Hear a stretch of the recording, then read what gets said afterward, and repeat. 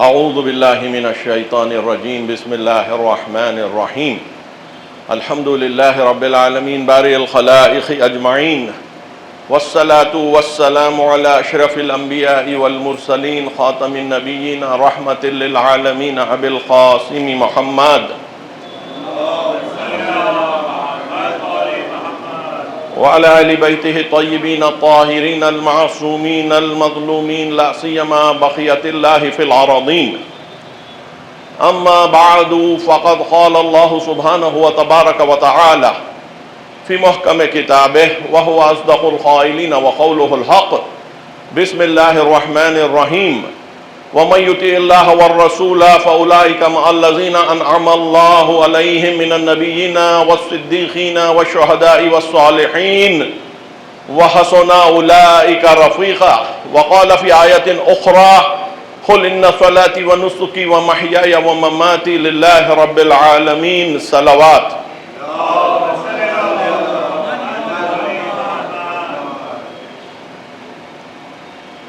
آج کی مجلس ہمارے 9 مجالس کے سلسلے کی تیسری مجلس ہے.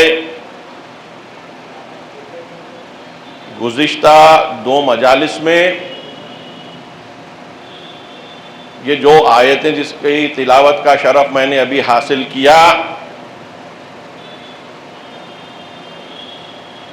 اس کے ذیل میں بات کو آگے بڑھایا گیا، کیونکہ عنوان اللہ سے جڑنے کے فوائد ہے، benefits of aligning with God. تو کوشش یہ کی جا رہی ہے کہ یہ پہلے ہم کو سمجھ میں آ جائے کہ خدا کا دنیا میں کیا رول ہے، ہماری زندگی سے اس کا کیا ارتباط ہے. پہلی مجلس میں نے زیادہ تر آج کے حالات پر جو دنیا کے ہیں اور عجیب و غریب حالات ہیں اس پر گفتگو کی.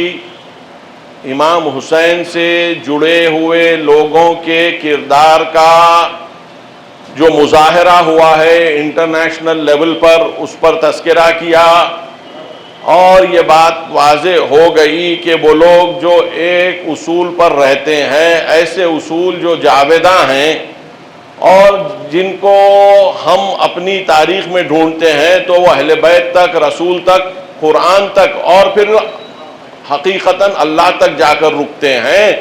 تو وہ اصول روح کے اصول ہوتے ہیں، اور کیونکہ ہمارے ہاں ایسے نمونے، ایسے لوگ موجود ہیں کہ جنہوں نے ان اصولوں کو پیادہ کیا، اسپریچول روش کو، روحی طریقے کو دنیا میں رائج کیا، گرچہ یہ کرنے میں ان کی شہادتیں ہوتی رہیں. یہ سلسلہ تشیع میں وہ برانچ جو کوشش کرتی ہے کہ اہل بیت کو فالو کرے، کتنا کامیاب ہوتی ہے نہیں ہوتی ہے وہ ایک الگ چیز ہے، لیکن کوشش کرتی ہے کہ اہل بیت کو فالو کر سکے.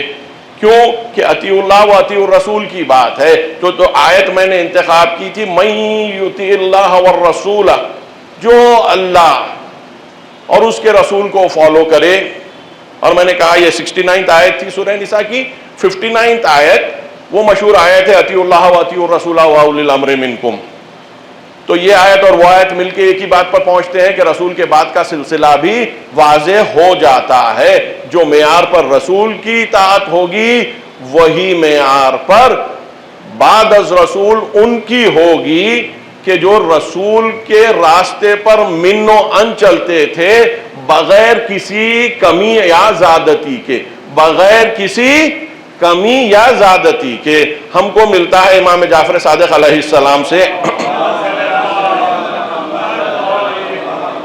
کہ کہتے ہیں ہم جو کچھ تم کو بتلاتے ہیں وہ یا تو قرآن سے ہے یا رسول کی سنت سے ہے. ہم اپنے تئیں کوئی چیز کا اضافہ اپنے سے نہیں کرتے. کوئی اور یہ بات کہنے کے مستحق ہونے کا دعویٰ کرتا ہی نہیں، سوائے اس سلسلے کے جو رسول کے بعد علی اور ان کے جانشینوں نے بنایا. اس حد تک اللہ اور اس کے رسول سے جڑے ہوئے رہتے تھے کہ کوئی بھی بات اس دائرے سے خارج نہیں ہوتی تھی جو اس آیت کا عنوان ہے. من یطع اللہ والرسول، جو بھی اطاعت کر لے گا اللہ کی اور رسول کی، وہ ان کے ساتھ ہوگا جس پر اللہ نے اپنی نعمتیں نازل کی ہیں، نبیوں میں سے، صدیقین سچوں میں سے، شہداء جو شہید ہوئے ہیں، اور صالحین جو نیک بندے ہیں، اور یہ بہترین دوست ہوتے ہیں. تو یہ آیت کی شان نزول پر میں بات کو لے کر آگے بڑھ رہا ہوں. رسول کے ایک صحابی تھے کہ جس کا نام ثوبان تھا. ثوبان ایک مرتبہ رسول کے یہاں آئے اور کہا، اور پریشان تھے، کافی پریشان نظر آ رہے تھے. تو رسول صلی اللہ علیہ وسلم نے کہا کہ اے ثوبان، تم کیوں پریشان ہو؟ تو کہا مجھے یہ خیال آیا کہ جب مجھے اس وقت دنیا میں جب آپ کو دیکھنے کا دل کہتا ہے تب میں آ جاتا ہوں اور آپ کو دیکھ لیتا ہوں، لیکن قیامت میں اگر میں جنتی رہا تب بھی جہنمی رہا تو پھر موقع ہی نہیں رہے گا. لیکن اگر میں جنتی بھی بن گیا تو پھر آپ کا درجہ قیامت میں کیا ہوگا، میرا درجہ کیا ہوگا؟ تو وہاں پر بھی مجھے لگا کہ میں آپ سے نہیں مل سکوں گا جیسا کہ میں یہاں پر آپ کو دیکھ لیتا ہوں. اس پر یہ آیت آئی ہے کہ جو بھی اللہ کی اطاعت کر لے اور اس کے رسول کی اطاعت کر لے، اس کو اللہ ان کے ساتھ جس پر اس نے اپنی نعمتیں نازل کی ہیں ان کے ساتھ جوڑ دے گا. اور یہ 4 کیٹیگریز کا ذکر آتا ہے. یہ 4 کیٹیگریز اس عنوان سے بھی امپورٹنٹ ہو جاتے ہیں کہ ہم ابتدا میں سورہ فاتحہ میں صراط الذین انعمت علیہم کی دعا کرتے ہیں، اہدنا الصراط المستقیم، اے مالک ہمیں صراط مستقیم کی ہدایت کر. اور کیا ہے وہ صراط مستقیم؟ وہ راستہ کہ جو ان کا ہے جس پر تیری نعمتیں نازل ہوئی ہیں، جس پر تیری نعمتیں نازل ہوئی ہیں. تو وہ نعمتیں کس پر نازل ہوئی ہیں اس آیت پر واضح ہوتا ہے. وہ لوگوں کے ساتھ ہوں گے کہ جو انعم اللہ علیہم من النبیین، کہ جس پر اللہ نے اپنی نعمتیں دی ہیں، پہنچائی ہیں. تو جب ہم صراط مستقیم کی بات کر رہے ہیں، اہدنا الصراط المستقیم، تو کس کے راستے کی بات کر رہے ہیں؟ نبیین کے راستے کی، صدیقین کے راستے کی. نبیین تو وہ ہیں کہ جو نبی ہیں، اللہ کی طرف سے ہدایت آ رہی ہے تو ان کے راستے کی دعا کر رہے ہیں. صدیقین وہ ہیں کہ جو نبیوں کی بات ہے اور روش ہے اور طریقہ ہے اس کی تصدیق کر سک رہے ہیں. صدق سے ہے نا تصدیق. صدیقین وہ ہیں کہ جو نبیوں کے راستے کی تصدیق کر رہے ہیں. صادق بھی ہوتا ہے وہ جو اپنے آپ میں سچ بولتا ہے. صدیق وہ ہوتا ہے جو سچ بھی بولتا ہے اور سچ کی گواہی بھی دیتا ہے. تو صدیقین ہو گئے کہ جو نبی تھے، نبی کے بعد صدیق. شہداء کون ہوتے ہیں؟ وہ جو اس راستے پر گواہ بن جاتے ہیں، یا جان دے کر یا عمل سے. دونوں کیٹیگریز آ جائیں گے، یا جان دے کر یا عمل سے. لیکن جان دینے والے بھی عمل کرتے ہوں تو، ورنہ اگر عمل نہ ہو اور بدعملی ہو تو ظاہری شہادت نظر آئے گی اور باقی طور پر شہید نہیں ہوں گے. تو وہ شہداء رہیں گے کہ جو شہادت دے سکتے ہیں لوگوں کے اعمال کی، اور یا خود اپنی جو ہے جان دے دیں انہی اصولوں پر جس کے وہ پابند ہیں. صالحین وہ نیک بندے ہیں کہ جس کو اللہ نے اپنی طرف سے ایسی ہدایت دی ہے کہ ان کو اب گمراہ ہونے کی گنجائش نہیں ہے. نیکی کرنے والے، ورچوس اگر میں انگریزی میں کہوں، وہ لوگ جو ورچیو کو اختیار کرتے ہیں. ایسے نہیں کہ بس یوں ہی کوئی بات کر لی، کبھی اچھے تو کبھی برے نہیں. صالحین ان کو کہتے ہیں کہ جو برائی کے راستے کو ختم کر دیے، شر سے بچ گئے اور خیر کے راستے کو انہوں نے انتخاب کر لیا. تو ان کو کہا جاتا ہے کہ یہ صالحین ہیں، تو ان میں ہم آپ بھی جڑ سکتے ہیں. شرط یہی ہے وَمَن یُطِعِ اللَّهَ وَالرَّسُولَ، اور رسول کی اطاعت سے اہل بیت کی اطاعت میں نے ابھی بتلا دی. صلوات بھیجے بھر محمد و آل محمد.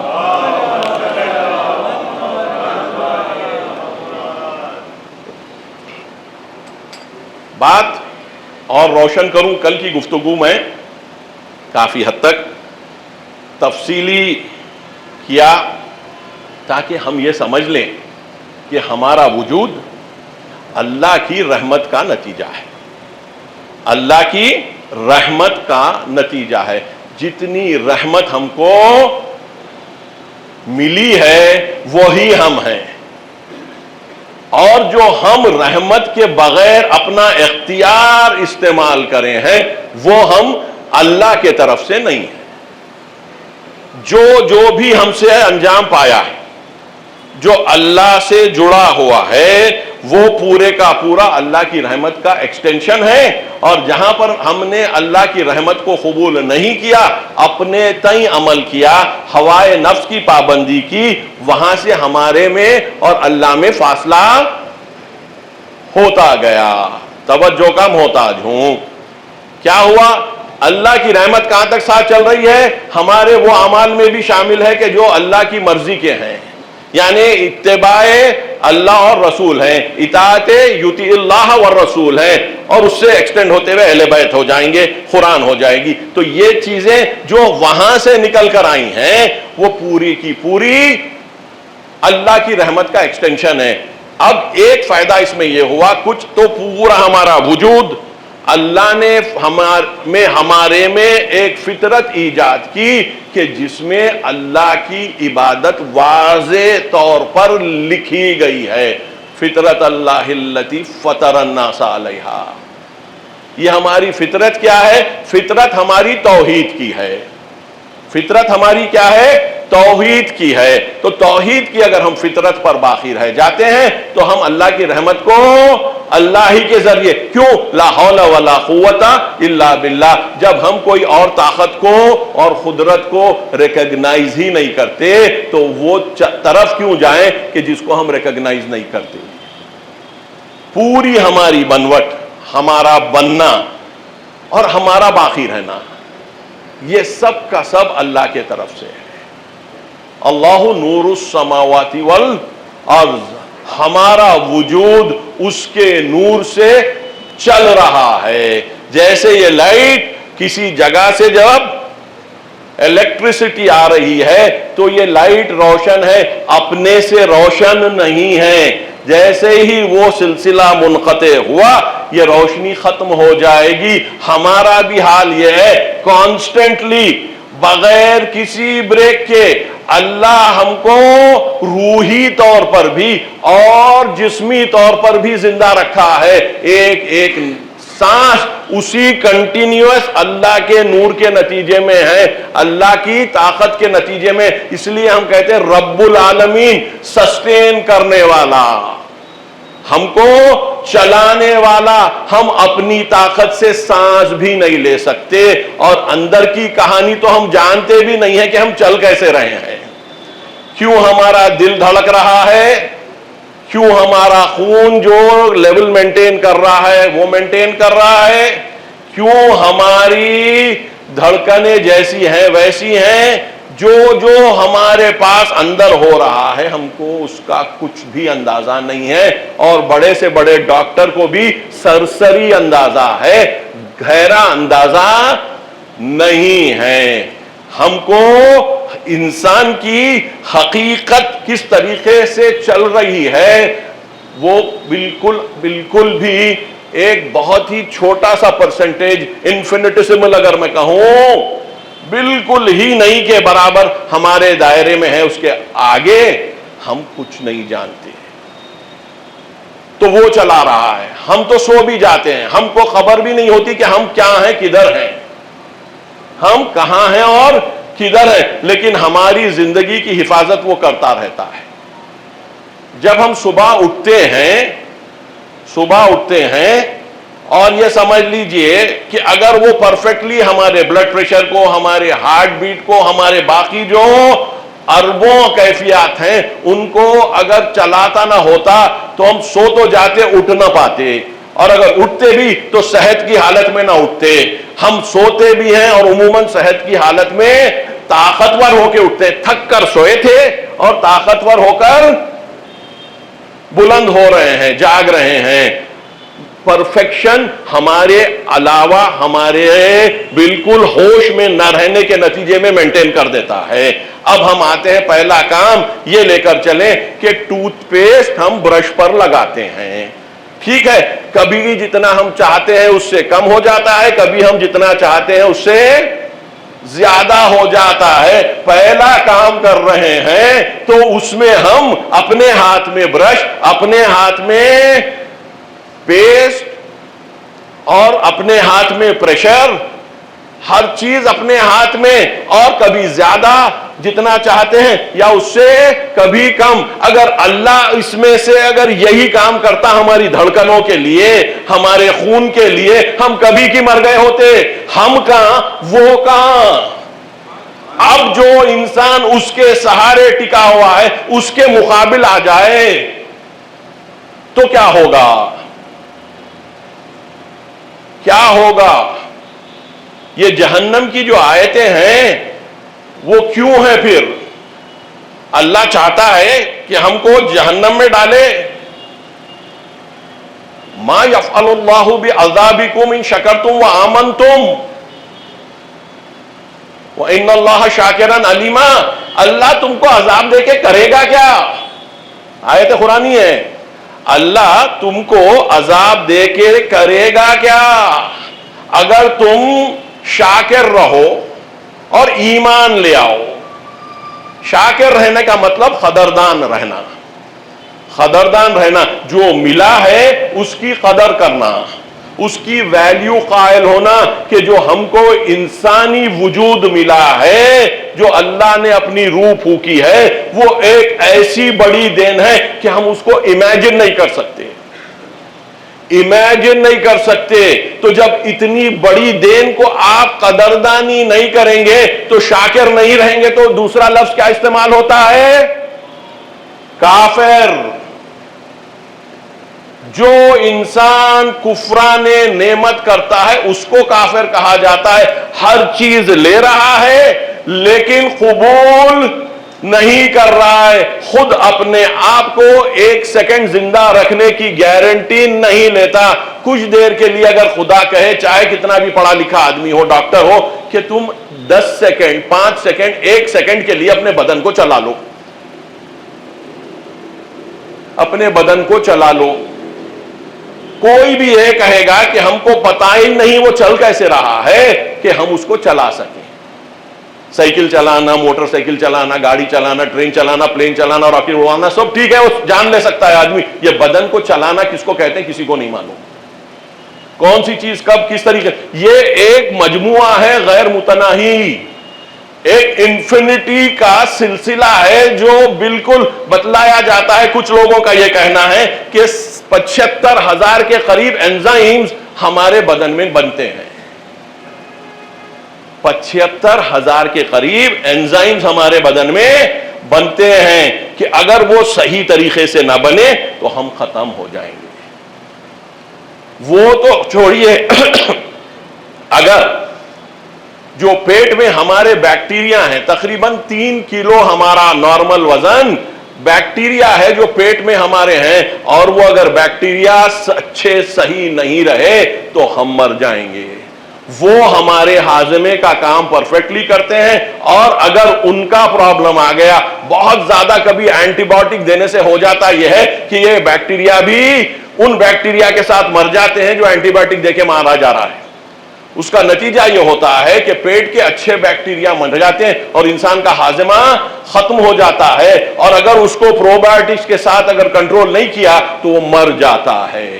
ہم چھوٹے چھوٹے بیکٹیریا کے محتاج ہیں. کس نے بنایا، کس نے کرا، کس نے اس کو زندگی دی؟ ہمارے ہی پیٹ میں. ہم کو پتا بھی نہیں تھا، اس نے دے دی. کیا کیا کام وہ کرتے ہیں، اتنے تفصیلات ہیں کہ جس کو ہم اوپر سے جانتے ہیں.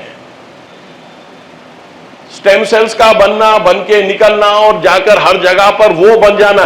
ایک سیل ہے آنکھ میں جا کے آنکھ کا کام کرتی ہے، دانت کو جا کر دانت بناتی ہے. نرم آنکھ بھی وہی اسٹیم سیل بناتی ہے اور سخت ہڈی اور دانت بھی وہی اسٹیم سیل بناتی ہے. دونوں کامن رہتے ہیں، ایک ہی چیز رہتی ہے، جگہ پر جا کر اپنی فنکشن کو سمجھ لیتی ہے.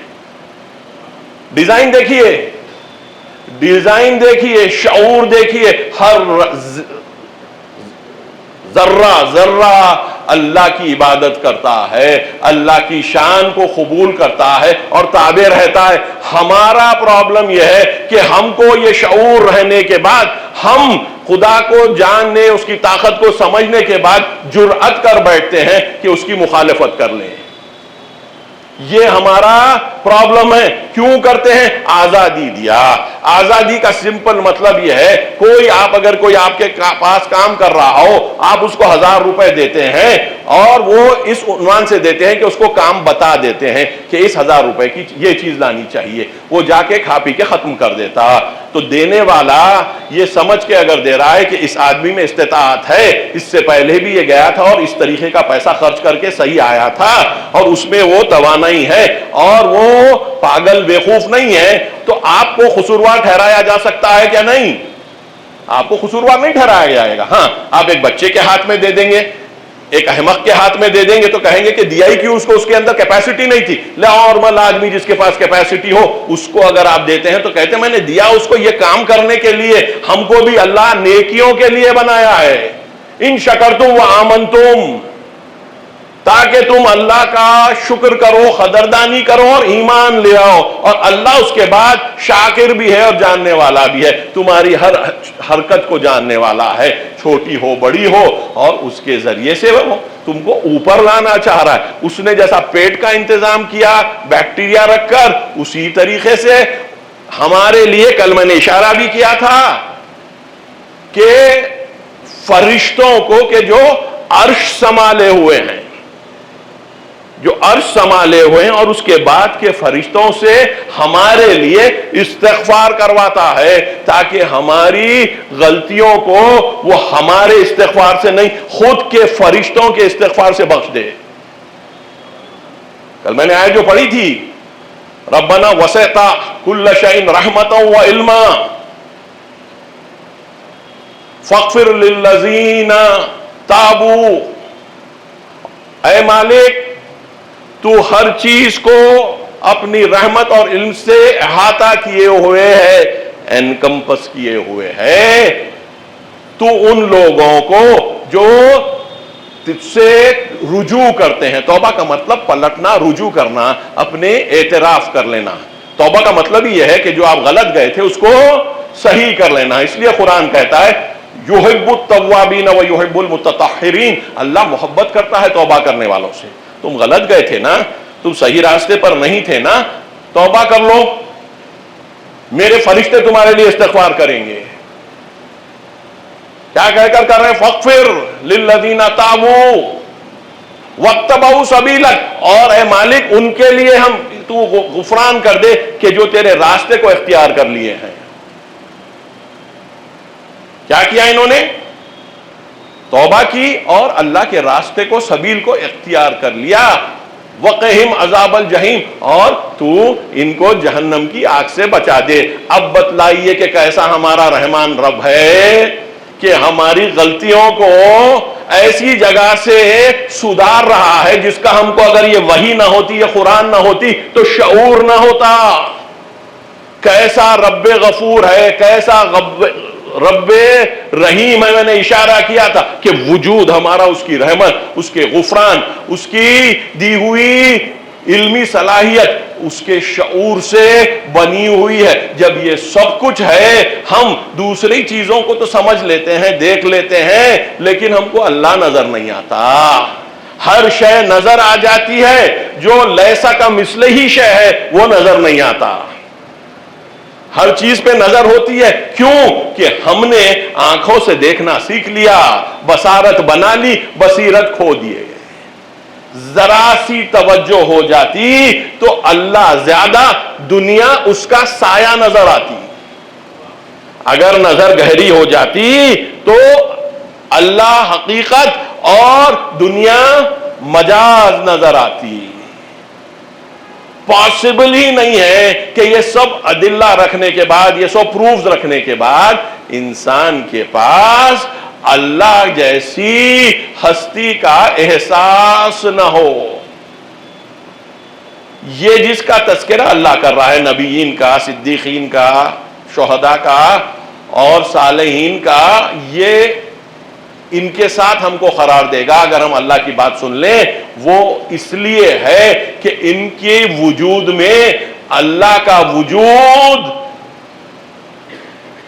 ان کو محسوس ہوتا تھا. اللہ کی رحمت کی موجیں ان کو اپنے اندر محسوس ہوتی تھی، اپنی روح میں محسوس ہوتی تھی. تو ایک روح جس میں اللہ کی امواج پر امواج، ویوز پر ویوز آ رہی ہوں، تو اس حالت میں سجدہ کیسا ہوگا؟ اس حالت میں سجدہ کیسا ہوگا؟ یہ بڑی بات ہے کہ جب اللہ کی رحمت میں ایک روح پوری طریقے سے غرق ہو چکی ہو، جب مولا کے لیے کہتے ہیں کہ تیر دھس چکی ہے پیر میں، اس وقت کے جب یہ نماز پڑھ رہے ہیں اس کی نوک کو نکال لو، ان کو پتہ نہیں چلے گا. جب نماز کی حالت میں آتے ہیں تو اللہ کے سامنے کھڑے ہونے کے بعد بدن کا احساس علی کو جاتا رہتا ہے. تو یہ کیفیتیں انہوں نے ہمارے پاس پیش کی، اور ہمارے رہنما ہونے کے ناطے ہم ان سے سبق لیتے رہیں تاکہ ہم بھی اپنی نمازوں میں اپنی کوشش ایسی کریں کہ جب نماز میں کم از کم ہوں تو ہم اللہ کے طریقے پر پوری طریقے سے اتر سکیں. اللہ کی رحمتیں فرد پر بھی ہیں، سوسائٹی پر بھی ہیں، خاندانوں پر بھی ہیں، سب پر ہے. اللہ نے ہمارے لیے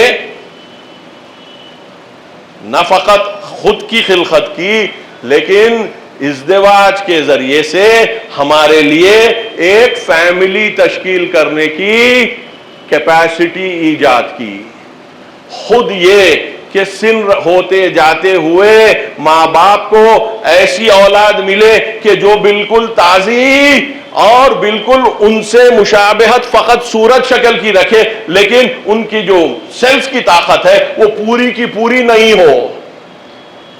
یہ سیلز کی طاقت، بچہ بچہ ہوتا ہے، اس کا پوٹینشیل 40 45 50 سال میں بھی اگر بچہ ہو کسی کو تو وہ تو ایج ہو رہے ہیں، لیکن بچے میں انہی کے نطفے سے نئی جان آ جاتی ہے. وہ بچہ پھر 100 سال تک بھی جی سکتا ہے، جبکہ یہ 40 50 سال ہی جیئیں گے وہ حساب سے. تو آپ کی کمزوری کی حالت سے آپ کے اولاد کی طاقت کو نہیں جوڑا. یہ کام کرنا خود ایک اربوں پروسیسز ہونا پڑتا ہے کہ آپ کے ڈی این اے کو اس طریقے سے کہ جو شکل بدل چکا ہے 50 سال میں، اس میں سے وہ ڈی این اے کو بنا کر لائے کہ جو بچے کا ڈی این اے بنے جو زیرو سے شروع ہوتا ہے. سمجھ رہے ہیں آپ؟ پرانی اینٹوں سے عمارت تعمیر ہو رہی ہے، وہ اینٹیں پرانی نہیں ہیں. بات زیادہ واضح ہو گئی، بات زیادہ واضح ہو گئی. ہمارے پاس پوری پرانی اینٹیں ہیں، ہمارا ڈی این اے، لیکن جو بچے کا ڈی این اے جو ہمارے ڈی این اے سے بن رہا ہے وہ نہیں ہے. شان ہے نہیں ہے؟ تبارک اللہ احسن الخالقین. پرانی اینٹوں سے نئی اینٹیں وہی بغیر تبدیلی کے انٹرنلی بنا رہا ہے، الگ سے ہمارے باہر سے لا کر نہیں جوڑ رہا ہے. کس طریقے کا ریفائنمنٹ ہے، اس کے بعد بھی سجدہ ریز نہیں ہوگے، اس کے بعد بھی ہمت کر لو گے، اس کے بعد بھی ہمت کر لو گے کہ اس کے مقابل میں آ جائیں. یا ایھا الانسان ما غرک بربک الکریم. اے انسان، کس چیز نے تجھے اپنے رب کریم کے تعلق سے غافل کر دیا؟ یا ایھا الانسان ما غرک بربک الکریم. تجھ کو تیرے رب کریم سے کس چیز نے غافل کر دیا؟ تو اس نے ازواج بنائے لتسکنوا الیہا، تاکہ تم دونوں ایک دوسرے میں سکون پاؤ، وجعل بینکم مودۃ ورحمہ، اور تم دونوں کے درمیان میں نے محبت رکھ دی، مودت رکھ دی اور رحمت رکھ دی۔ اپنی رحمت کو اللہ مختلف طریقوں سے، کیونکہ ہر چیز پر اس رحمت کا غلبہ ہے، انکمپسمنٹ ہے، احاطہ ہے، تو وہ رحمت گھر پر بھی کر رہا ہے، شوہر پر بھی اور زوجہ پر بھی، اور وہ مودت اور رحمت کے رہتے ہوئے گھر کی بنیادیں، فیملی کی بنیادیں مضبوط کرتا ہے۔ اب آپ غور کرتے جائیے، جہاں پر فیملیز میں اللہ کا تصور کمزور پڑتا گیا، یہ مودت اور رحمت گھٹتی گئی یا بڑھتی گئی؟ آپ ہی بتلائیں۔ جہاں جہاں پر اللہ کا وجود، اللہ کی رحمت، اللہ کی دی ہوئی مودت کا لحاظ نہ رکھا گیا، تو یہ جگہ پر انسانوں کے گھر آباد ہو رہے ہیں یا برباد ہو رہے ہیں۔ ڈیورس ریٹ جو اب ہم دیکھ رہے ہیں وہ بڑھ رہا ہے یا گھٹ رہا ہے پوری دنیا میں، اور حتیٰ مسلمانوں میں اور ہماری قوم میں بھی۔ کیوں؟ کہ وہ جو کور ہے، جو وہ بیسک ہے، کہ جو ہم کو سمجھنی ہے کہ ہم اگر کسی کے گھر سے بیٹی لے آتے ہیں تو کتنی بڑی ذمہ داری ہم لے آ رہے ہیں، اور کوئی بیٹی کسی کے گھر آ رہی ہے تو اس میں بھی احساس کہ میں ایک بہت بڑی ذمہ داری لے کر آ رہی ہوں، مجھ میں اللہ نے مودت اور رحمت انویسٹ کی ہے کہ میں جہاں جاؤں گی میں محبت اور مودت اور رحمت بن کے جاؤں گی، اور لے آنے والا بھی یہی سوچ کے لے آ رہا ہے کہ مجھے میری مودت اور رحمت جو میں اللہ سے حاصل کیا ہوں وہ استعمال کروں گا، تو گھر بنے گا تو کیا بنے گا؟ جنت بنے گا نہیں بنے گا؟ اتنا اللہ اللہ جہاں ہو جائے وہ جہنم ہو سکتا ہے یا جنت ہو سکتی ہے؟ جتنا جتنا اللہ بڑھتا جائے گا اتنا اتنا رحمت بڑھتی جائے گی، سمپل ہے، اور جتنا جتنا اللہ سے فاصلہ ہوگا اتنی رحمت گھٹتی جائے گی، اور وہ جو فاصلہ ہے اللہ سے وہ شیطان بھر دیتا ہے۔ توجہ کم ہوتا کیوں؟ یہ نہ سمجھنا کہ اللہ سے دوری، تو بیچ کا جو راستہ ہے، فاصلہ جو ہو گیا ہے، اس کو کون بھرتا ہے؟ شیطان بھرتا ہے۔ تو جب آپ کی اور ہماری زندگی میں شیطان کا ورود ہو جائے گا تو نہ ہم سالم رہیں گے، نہ ہمارا گھر سالم رہے گا، اور جب نہ ہم اور ہمارا گھر سالم رہا، اور ہم کیونکہ ایک اجتماع کی فرد بھی ہیں اور ایک اجتماع کا یونٹ ہے فیملی ہونے کے ناطے، تو وہ اجتماع بھی اپنی طاقت کھو دے گا۔ اللہ کے ساتھ رہنے کے جو بینیفٹس ہیں، اللہ سے جڑنے کے فوائد، یہ میرا عنوان ہے۔ اب سمجھ میں آ رہا ہے کہ اللہ سے جڑنے میں کیا کیا فائدے ہو سکتے ہیں، کس طریقے سے اللہ سے جڑ جانا انسانوں کی زندگی میں خیر ہی خیر۔ لیکن پھر وہی بات کہ ہم یقین نہیں رکھتے، ہم یقین مادی چیزوں میں رکھتے ہیں، مانوی چیزوں میں نہیں رکھتے۔ ہم اسپریچول چیزوں کو حقیقی نہیں سمجھتے، ریئل نہیں سمجھتے، اور جو ٹھوس مضبوط چیزیں ہیں اس کو ہم حقیقی سمجھتے ہیں۔ غائب پر ایمان ہمارے پاس غائب ہے۔ متقین کی پہلی صفت جو اللہ قرآن میں بیان کرتا ہے، بسم اللہ الرحمن الرحیم، الف لام میم ذالک الکتاب لا ریب فیہ ھدی للمتقین الذین یؤمنون بالغیب۔ یہ کتاب ہدایت ہے کس کے لیے؟ متقین کے لیے۔ متقین کی پہلی صفت کیا ہے؟ کہ وہ غائب پر ایمان لاتے ہیں۔ جب اپنے بدن کو دیکھتے ہیں تو سمجھتے ہیں کہ یہ بدن کسی کا دیا ہوا ہے۔ اپنی روح سے جب کسی چیز کو احساس کرتے ہیں، علم حاصل کرتے ہیں، تو سمجھتے ہیں میں نے یہاں کام میں لائی، میں نے سنا کوئی بات کو جس میں علم تھا وہ میں نے ایکسپٹ کر لیا، یا میں نے خود تحقیق کر کے کوئی علم حاصل کر لیا۔ یہ سب کا سب اس بات پر ٹکا ہوا ہے کہ کوئی پیچھے سے میرے لیے کام کر رہا ہے۔ اگر یہ نہ کر سکیں تو بیل ہم سے بہتر ہو جائیں گے۔ میں اپنے سے نہیں کہہ رہا ہوں. لہم قلوب لا یفقہون بہا, لہم اعین لا یبصرون بہا, لہم آذان لا یسمعون بہا, انہم کالانعام بل ہم اضل. ان کو دل ہے سوچتے نہیں, آنکھ ہے دیکھتے نہیں, کان ہے سنتے نہیں, یہ تو جانور ہیں بلکہ اس سے بھی زیادہ گئے گزرے, کیونکہ جو دیا گیا اس سے فائدہ نہیں اٹھایا. ہم نے تمہیں اپنے ماؤں کے بطون سے نکالا اس حالت میں کہ کچھ تم نہیں جانتے تھے. قرآن کی اور ایک آیت, اخرجکم من بطون امہاتکم لا تعلمون شیئا, اور ہم نے تمہارے لیے آنکھ, کان اور دل قرار دیے تاکہ تم رجوع کر سکو اللہ کی طرف, پلٹ آ سکو اللہ کی طرف. ہم نے یہ سب کو لے کر, یہ صلاحیتوں کو لے کر چرنا شروع کر دیا. توجہ کم ہوتا, یہ صلاحیتیں دی گئی تھی کہ آپ کو جو چھوٹ دی گئی ہے, اور وہ چھوٹ ایسی ہے کہ آپ کو فرشتوں سے افضل بنا دیتی ہے. وہ چھوٹ ایسی ہے کہ آپ کو فرشتوں سے افضل بنا دیتی ہے. آپ نے اس چھوٹ سے کیا کیا؟ جانوروں جیسا چرنے لگے. جانور کا چرنا اس کے لیے ضروری ہے, وہ اربوں سال سے جب تک کہ ان کی نسل آئی آج تک چرتے رہے, چرتے رہے, چرتے رہیں گے. آپ ہم کیا تھے, کیا ہو گئے؟ 10,000 سال کی تاریخ جس میں 6,000 سال کی لکھی ہوئی تاریخ ہم کو مل جاتی ہے. انسانوں کے پاس لکھنا شروع ہو گیا تھا یونیفارمز کی شکل میں.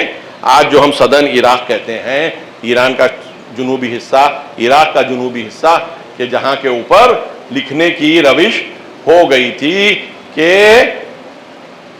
مٹی میں, چکنی مٹی میں وہ لکڑی سے یا کوئی اور چیز سے نشان کاٹتے تھے جو ان کے الفابیٹس بنتے تھے. تو وہ آج ہمارے پاس موجود ہیں کہ یہ لوگ لکھنا شروع کر چکے تھے. قلم نہیں آیا تھا لیکن ایک لکھنے کی روش بن چکی تھی. وہ زمانے سے آج کے زمانے تک انسان کہاں کہاں تک پہنچ گیا, اور اس کی ترقی کس قسم کی ہو گئی کہ آج آپ کو یقین نہیں ہوتا کہ ایک چیز آپ آرڈر کرتے ہیں کہ آپ کو خود کو لکھنے کے لیے شاید اس کو آدھا گھنٹہ لگے, وہ آپ کو 1 منٹ میں کر کے دے دیتا ہے. اے آئی کے دیکھ رہے ہیں نا آپ لوگ, تو سبھی میرے سے زیادہ پڑھے لکھے ہیں اس دائرے میں. کام ہو جا رہا ہے.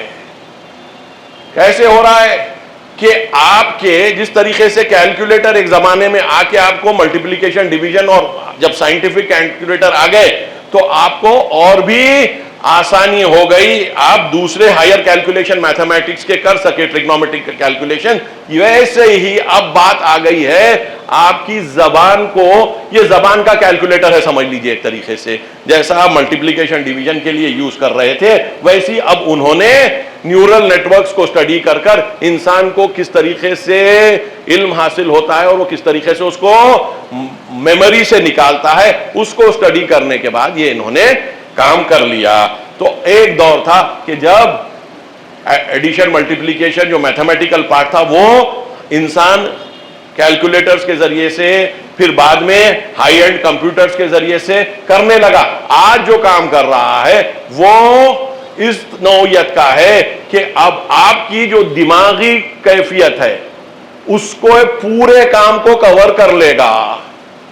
مشینیں اس سے زیادہ کریں گی جو آپ ہم دماغ سے کر سکتے تھے, اور یہ ہاتھ میں آ جائیں گی ان کے کہ جن کے پاس اربوں کی دولت ہے, کیونکہ وہ مشینوں کو چلانے کے لیے جو سرمایہ درکار ہے وہ اربوں کا سرمایہ ہے. یہ اے آئی کو چلانے کا نتیجے میں وہ اپنی مرضی کو اور مسلط کریں گے ہم پر, آپ پر. اور اگر آپ ان مشینوں کے تابع ہو گئے تو آپ پھر شیطان کے تابع ہو جائیں گے. کتنا استعمال کرنا ہے اور کتنا استعمال نہیں کرنا ہے اس کے اب اصول بننا شروع ہو گئے ہیں. اسکولوں میں بھی اب ایک پالیسی کے طور پر سمجھا جا رہا ہے کہ یہ ہم اپنی اے آئی پالیسی کیا رکھیں.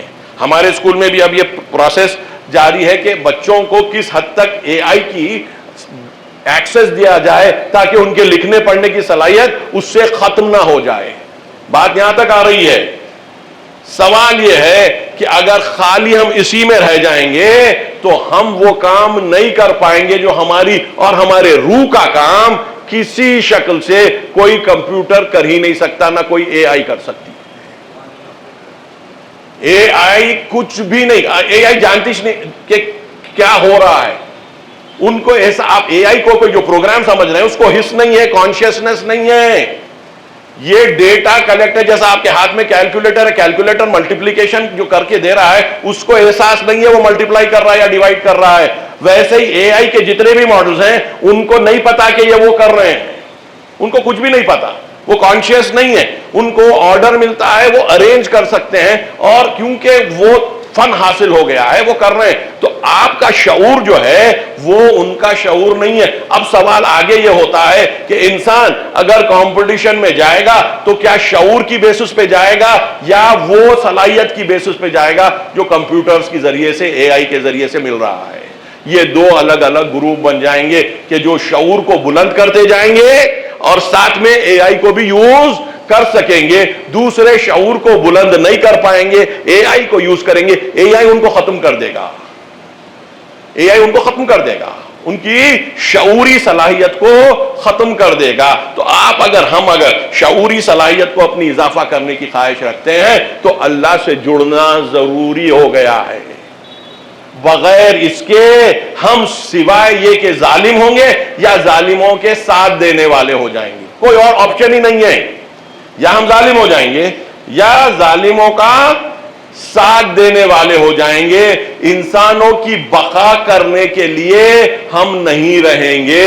اب جب انسانوں کی بقا کے لیے کوئی نہیں رہے گا تو ظہور کس کے لیے ہوگا؟ ظہور کیوں ہوگا جب انسان ہی نہیں رہیں گے کہ جو شعور رکھتے ہیں غائب کا؟ کیونکہ جو موجود ہے اس کو تو ہم بہترین طریقے سے آرگنائز کرنا سیکھ لیے ہیں، اس حد تک کہ آپ کو اب سوچنے کی بھی ضرورت نہیں ہے، وہ کام ہو جائے گا۔ آپ کی سوچ ایک چیز ہے، آپ کا وجود الگ چیز ہے۔ سوچ آپ کے دماغ کے ایک دائرے کی حد تک ہے، لیکن آپ کا وجود اس جگہ سے بھی بہت زیادہ بلند ہے جو آپ سمجھ رہے ہیں۔ صلوات بھیجیں محمد والے محمد۔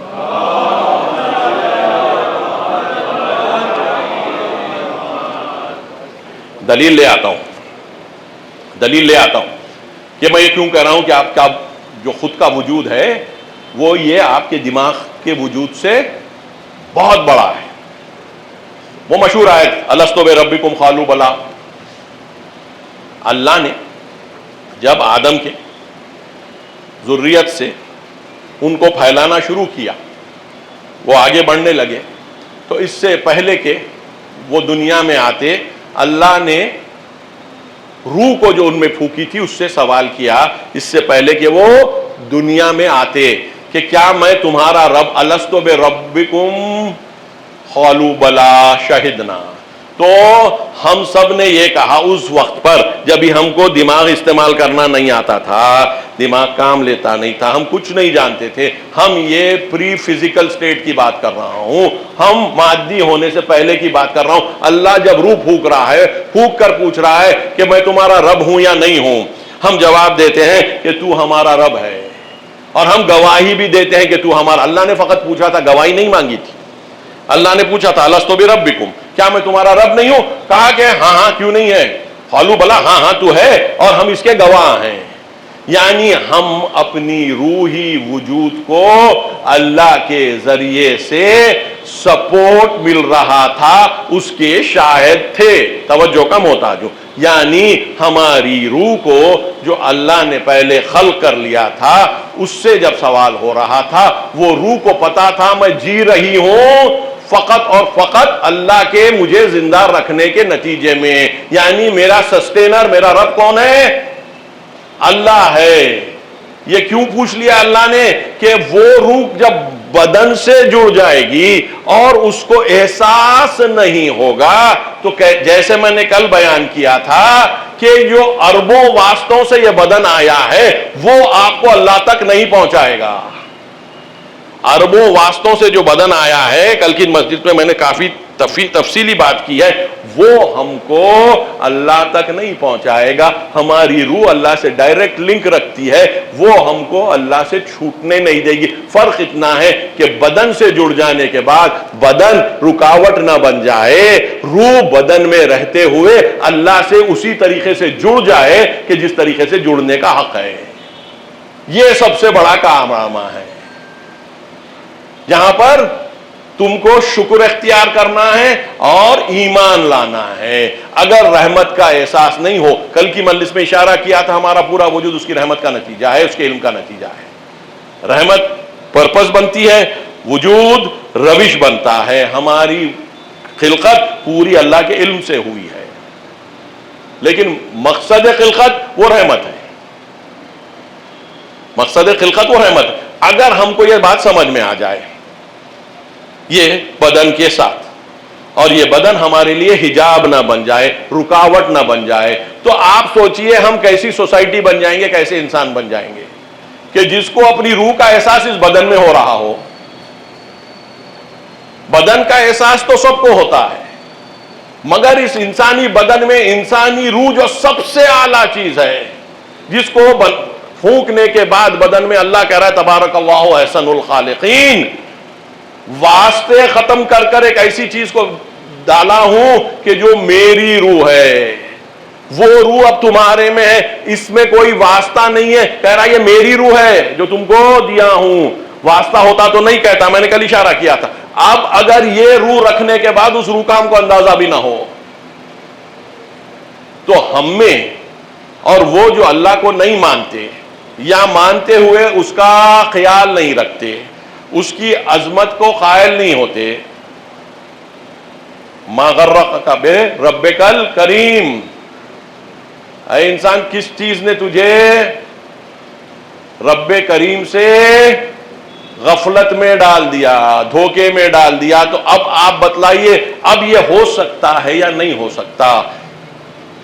کل کی مجلس میں انشاءاللہ تفصیل میں جائیں گے کہ یہ کیسے ہوتا ہے، ہوا ہے اور ہونا چاہیے اور تا قیامت ہوتا رہے گا.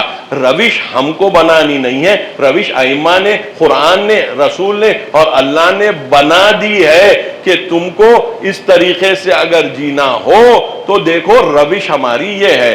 اگر ہم وہ سیکھ لیں صحیح طور پر تو ہم کو بآسانی یہ کام آسانی کے ساتھ ہم کر پائیں گے، اور ہماری حالت وہ ہو جائے گی کہ جو قرآن کہہ رہا ہے الذین جاہدوا فینا لنہدینہم سبلنا، جو کہ ہم میں کوشش کرتے ہیں ہم ان کو اپنے تمام راستے دکھا دیتے ہیں.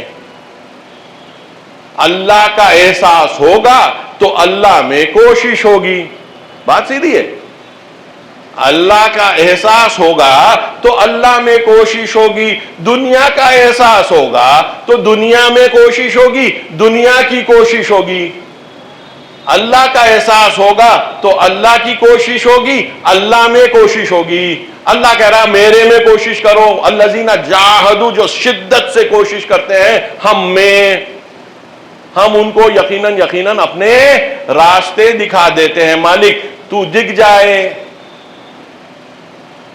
اپنے حقیقی ہونے میں اور اپنے خلقت میں، یعنی تو ہم کو الگ بھی نظر آ جائے اور خلقت میں بھی نظر آ جائے.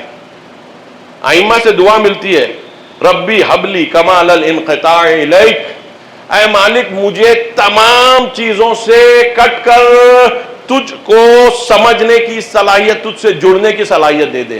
ربی حبلی عطا کر، ربی حبلی کمال الانقطاع، انقطاع نہیں، کٹ جانا نہیں، کمال کٹ جانا اور انقطاع الیک، تیری طرف.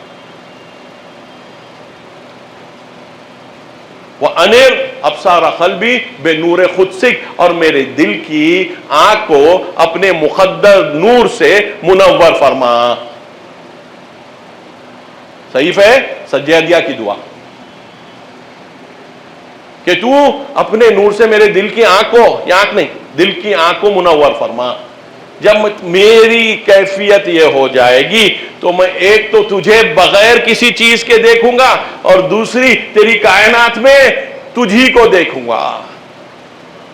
اینما تولوا فثم وجہ اللہ، تم جہاں بھی مڑو، ادھر دیکھو یا ادھر دیکھو، اللہ کی صورت تم کو نظر آئے گی. کس کو نظر آئے گی؟ رسول کو، آل رسول کو اور ان کے حقیقی ماننے والوں کو، جس کی صفت یہ ہے کہ اللہ کی اور رسول کی اطاعت کرتے ہیں اور اللہ ان کو پھر ان کے ساتھ جوڑتا ہے جس پر اس کی نعمتیں ہیں، جو نبیین میں سے ہوتے ہیں، صدیقین میں سے، شہداء میں سے اور صالحین میں سے. صلوات بھیجے پر محمد و آل محمد.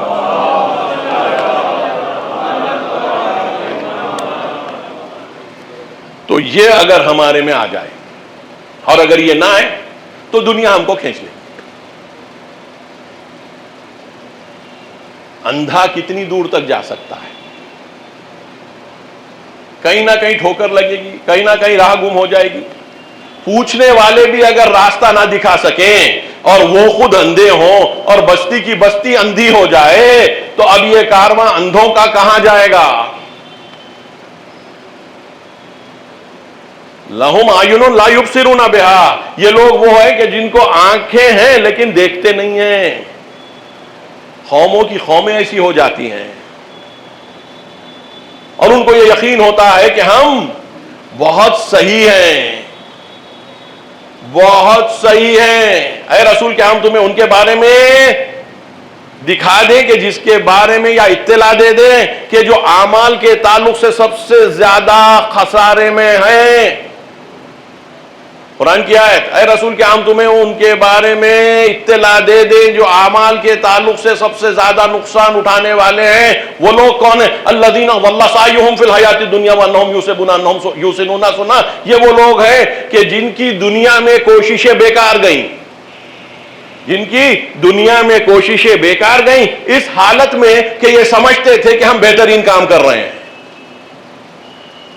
ہم اندازہ لگائیے کہ جو آدمی دنیا میں احساس کر رہا ہوں میں بہترین کام کر رہا ہوں، جس کی کوششیں سب دنیا کی رائے گاہ جا رہی ہیں، اس سے بڑھ کر نقصان اٹھانے والا کوئی ہو سکتا ہے؟ کیونکہ اس کو آپ کریکٹ ہی نہیں کر سکتے، کیونکہ وہ جو کر رہا ہے وہ سمجھ رہا ہے کئی مرتبہ ہماری نمازیں ہم کو ایسا کر دیتی ہیں، کئی مرتبہ ہماری عزاداری ہم کو ایسا کر سکتی ہے.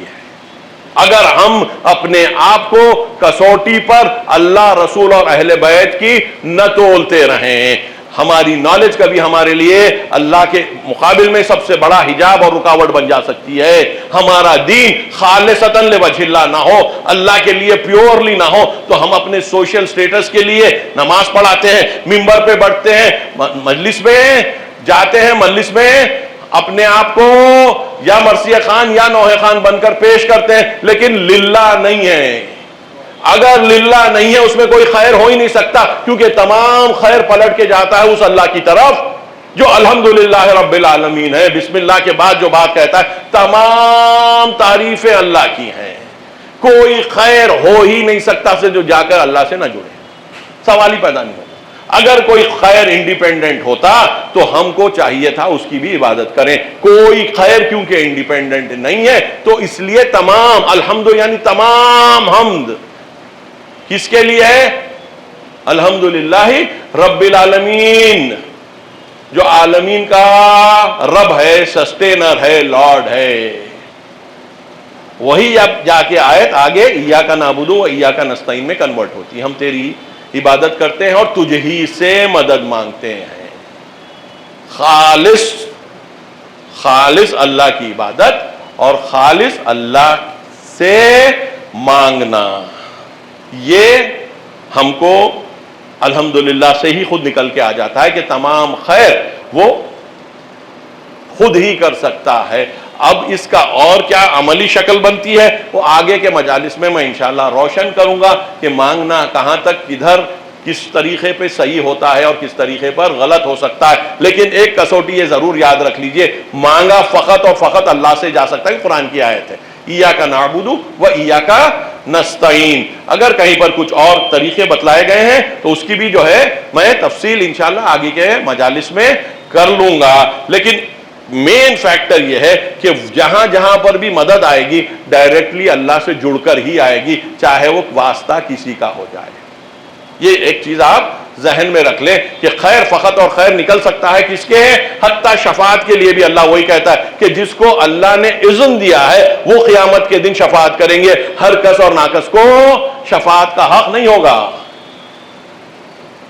من ذا الذی یشفع عندہ الا باذنہ، کون ہے کہ جو اللہ کے بغیر اذن کے شفاعت کر سکے؟ للہ شفاعت جمیعا، اور ایک قرآن کی آیت، تمام کی تمام شفاعت۔ تو یہ جو لنکنگ جو ہو رہی ہے، اور اہل بیت کا راستہ یہی ہے کہ کوئی چیز کو اللہ کے بغیر نہیں دیکھتے تھے۔ مولا کا ایک بڑا اچھا قول ملتا ہے کہ میں کوئی چیز کو نہیں دیکھتا لیکن اس کے آگے، اس کے پیچھے اور اس کے ساتھ اللہ کو دیکھتا ہوں۔ یہ اللہ کا تصور تھا ہمارے رسول آل کا۔ یہ تصور سوسائٹی میں ڈالنے کے لیے ان کی جد و جہد تھی، اور لوگوں کا ان کے مقابل میں آنے کا ایک ہی مقصد تھا کہ وہ اپنی دنیا کو آخرت پر ترجیح دے رہے تھے۔ وہ اپنی دنیا کو، کوئی ایسا نہیں تھا کہ جو علی کا مقابلہ کرے کہ جس کو اس کی دنیا غالب نہ آ گئی ہو، جس کو شیطان نے دھوکہ نہ دیا ہو، جس کو شیطان نے دھوکہ نہ دیا ہو۔ دور چلتے چلتے 50 سال لگ بھگ ہونے لگے جب رسول کی رحلت کے بعد، تو ہم دیکھتے ہیں کہ اب امام حسین مدینے میں ہے، بیعت طلب کی جا رہی ہے، مدینے سے نکلتے ہیں، مکے آتے ہیں، مکے آنے کے بعد خطوط آتے ہیں، خطوط کا جواب دینے سے پہلے امام مسلم کو بھیجتے ہیں۔ کل میں نے مسلم کی شہادت پڑھی، امام روز عرفہ نکل جاتے ہیں، اور حج کی اہمیت اس عنوان سے حج کی اہمیت ہے کہ آپ امام تک آئیں۔ جب جناب ابراہیم کو اللہ نے حج کے لیے اعلان کرنے کے لیے کہا، جبکہ بیت اللہ بنا دیا گیا تھا ابراہیم اور اسماعیل کے ذریعے سے، سب قرآن کی آیتیں، میں تفصیل میں نہیں جا رہا ہوں، مسائل کی طرف گریز کر رہا ہوں، تو کہا اے ابراہیم لوگوں کے درمیان تم اعلان کر دو حج کا، وہ آئیں پیدل یا کسی بھی دبلے اونٹ پر بیٹھ کر، یا تو کا کس کے پاس آئیں؟ تمہارے پاس آئیں۔ کعبے کو نہیں کہا، کعبہ تو پتھر ہے، مٹی ہے، جو کعبے کو مانا دیتا ہے اس دور کا رسول اور امام ہوتا ہے۔ ورنہ ہم کو روایتوں میں ملتا ہے اہل سنت کے بھی ہمارے کہ مومن کی حیثیت اللہ کے پاس کعبے سے زیادہ ہے۔ تو یہ یاد رکھ لیجئے، یاتوک، ابراہیم اعلان کرو حج کا، لوگ کس کے پاس آئیں؟ کعبے نہیں، تمہارے پاس آئیں۔ تو وہیں پر جب جا رہے تھے، عرفہ کے بعد مزدلفہ اور اس کے بعد مینا کا آتا ہے، وہاں جو پہلا قدم تھا حج کا، وہیں سے امام کو خط آتا ہے اور امام وہاں سے حرکت کرتے ہیں، اور یہ کہتے ہوئے اعلان کرتے ہیں، اونٹ پر کھڑے رہ کر خطبہ دیتے ہیں کہ دیکھو میں جا رہا ہوں، جو خون دل اپنا دینا چاہتا ہے میری راہ میں وہ ساتھ ہو جائے۔ تو امام حج کی روح ہوتی ہے، اور امام اس وقت سمجھ رہے تھے کہ ان کے لیے یہ اعلان کر دینا کہ میرے ساتھ ہو جاؤ وہ زیادہ امپورٹنٹ تھا۔ تو جب وہ ہوئے، کچھ لوگ ساتھ ہوئے، باقی کے نہیں ہو پائے، لیکن امام کا یہ مقصد جو تھا کہ جو مین پرپس کعبے کا بھی ہے وہ یہ ہے کہ پیورٹی کو انسانوں میں اضافہ کرے، ایک مقام کو پاک کر دیا گیا ہے عبادت گزاروں کے لیے، طواف کرنے کے واسطے لوگوں کے لیے، اور جو وہاں پر عاکفین ہیں۔ یہ قرآن کی آیتیں ہیں۔ تو اب یہاں سے نکل کر اب جانے کی جب بات ہے، خط آ گیا جب مسلم کا، تو جب نکلے راستے میں پتا چلا کہ مسلم کی شہادت ہو چکی ہے، اطلاع مل گئی کہ مسلم کو مار ڈالا گیا، شہید کر دیا گیا۔ امام پھر بھی رکے نہیں، آگے بڑھتے گئے۔ ایک مقام پر جب پہنچے تو کچھ لوگوں کو ایسا احساس ہوا کہ ایک کھجوروں کا باغ، ایک نخلستان آگے دکھ رہا ہے۔ جو لوگ پرانے تھے وہاں کے کہنے لگے کہ یہاں پر کوئی نخلستان نہیں ہے، نخلستان یہاں پر نہیں ہے۔ تو جب اور آگے آتے گئے اور دیکھا تو پتا چلا کہ یہ گھوڑے ہیں، اور ان کے ان پر سوار جو لوگ ہیں ان کے ہاتھوں میں نیزے ہیں جو دور سے کھجور کے درخت نظر آ رہے تھے. یہ حر کا لشکر تھا 1000 سواروں کے ساتھ. لشکر آتا ہے اور امام سے ملتے ہیں. کہتے ہیں کہ مجھے حکم دیا گیا ہے کہ جہاں کہیں پر آپ کو پاؤں میں آپ کو کوفے لے آؤں اور یہ میرا کام ہے. اس سے پہلے حر آ کر نماز پڑھتے ہیں امام کے ساتھ. نماز پڑھتے ہیں اور پھر یہی اصرار کرتے ہیں کہ مجھے آپ کو لے جانا ہے. امام کہتے ہیں جوانوں کو کہ کوچ کرنا ہے ہم کو, چلو یہاں سے جائیں گے. حر کی بات ماننے کو تیار نہیں ہوتے. حر کہتے ہیں کہ مجھے تو حکم یہی ہے. امام جب گھوڑے پر سوار ہو جاتے ہیں, حر آ کر گھوڑے کی لگام تھام لیتے ہیں. کہتے ہیں کہ مجھے اجازت نہیں ہے, فوجی ہیں اور فوجی کو اپنا حکم پورا کرنا ہے. کہتے ہیں کہ نہیں, میں آپ کو جانے دے سکتا. امام کہتے ہیں کہ سکلت کا امک, تیری ماں تیرے غم میں روئے. مطلب یہ کہ میں اب جنگ کو تیار ہوں, میں اب جنگ کرنے کے لیے تیار ہوں. حر کہتے ہیں مجھے جنگ کرنے کی بھی اجازت نہیں ہے. یہ بالکل فوجی جواب. مجھے نہ آپ کو چھوڑنے کا اختیار ہے, نہ مجھے آپ سے جنگ کرنے کا اختیار ہے. امام خود سے جنگ شروع کرنا نہیں چاہ رہے.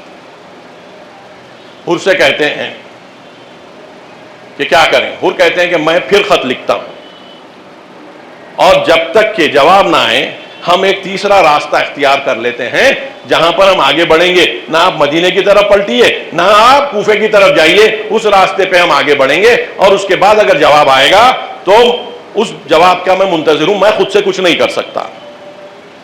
امام راضی ہو جاتے ہیں. حر جنرل کی سطح کا سپاہی ہے. حر کو پتا چل گیا کہ امام کی یہاں پر رضایت کا مطلب یہ ہے کہ امام اب میری گرفت میں آ چکے ہیں, اب میرے چنگل میں پھنس چکے ہیں. کیونکہ اب جب جواب آئے گا کوفے سے تو فقط خط نہیں آئے گا بلکہ لوگ سپاہیوں کی شکل میں آنا لگیں گے. تو میرے 1000 سپاہی جا کے کتنے ہزار ہو جائیں گے نہیں معلوم. اور جانتا تھا کہ امام حسین مجھ سے بہتر فنون حرب سے اور جنگ سے آشنا ہے. یہ کیوں راضی ہو گئے؟ کیونکہ بہترین تو یہ تھا کہ جیسے کہ زہیر ابن خیر نے کہا تھا کہ تلوار کھینچو اور ان کو یہیں ختم کر دو. امام نے یہ کام نہیں کیا اور راضی ہو گئے. حر کو جبھی سمجھ میں آ گیا کہ مقصد امام دنیا نہیں ہے, اللہ ہے. تب سے بے چینی شروع ہو گئی.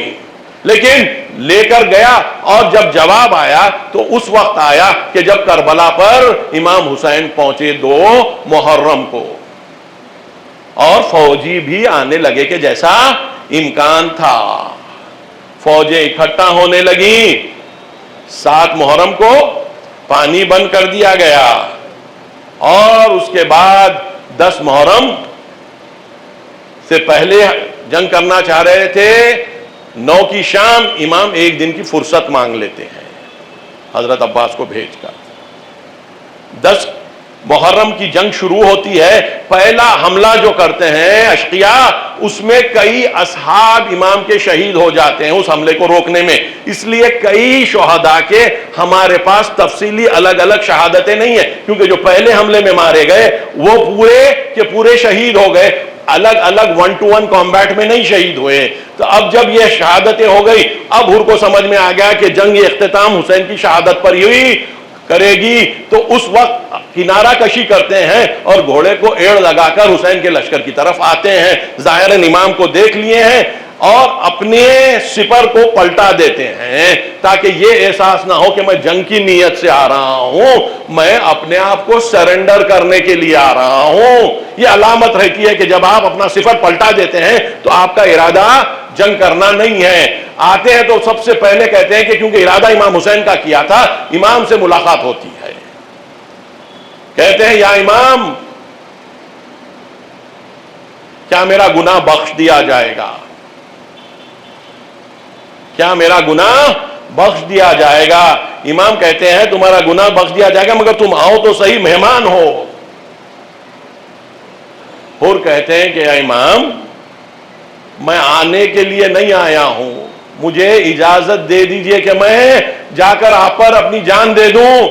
کہتے ہیں اور ابھی تو آئے ہو, تم رکو تو صحیح کچھ. کہتے ہیں کہ یا امام میں وہ شخص ہوں, میرا گناہ اتنا بڑا ہے کہ میں نے جب پہلی مرتبہ آپ کے قریب قیمے گاہ کے ہوا, اس وقت یہ پہلا موقع تھا کہ اہل حرم کو فوج نظر آئی, اہل حرم کو فوج نظر آ گئی اور وہ گھبرا گئے. میں وہ ہوں, اور اب تو قلوب اولیاء اللہ, میں وہ ہوں جو روب ڈال دیا اللہ کے اولیاء کے دل میں, اللہ کے نیک بندوں کے دل میں روب ڈال دیا ہوں. یہ میرا بڑا گناہ ہے, میرا گناہ بخش دیجئے. کہتے ہیں کہ تمہارا گناہ بخش دیا. کہتے ہیں میں جاتا ہوں. اجازت ملتی ہے, جاتے ہیں, حملہ کرتے ہیں. 19 لعینوں کو واصل جہنم کرنے کے بعد تاب نہیں لا سکتے, زمین پر آتے ہیں, کہتے ہیں السلام علیکم یا ابا عبداللہ, سلام بھیجتے ہیں. اور حسین اس تیزی سے بالین حر پر جاتے ہیں اور کہتے ہیں کہ یا حر, تیرا کتنا اچھا نام ہے کہ تیری ماں نے جو تجھ کو دیا ہے, تو دنیا میں بھی حر رہا, آزاد رہا, اور موت میں بھی تو آزاد ہو گیا. روح بدنے انصری سے پرواز کر گئی اور ان کو اپنا درجہ مل گیا. اور اس شہید نے آ کر 10 محرم کو حسین کے دل کو خوش کر دیا. یہ خوشی جو حسین کے دل کو ہوئی, حر کے مرتبے کو بلند کر دیا. وَسَيَعْلَمُ الَّذِينَ ظَلَمُوا أَيَّ مُنْقَلَبٍ يَنْقَلِبُونَ.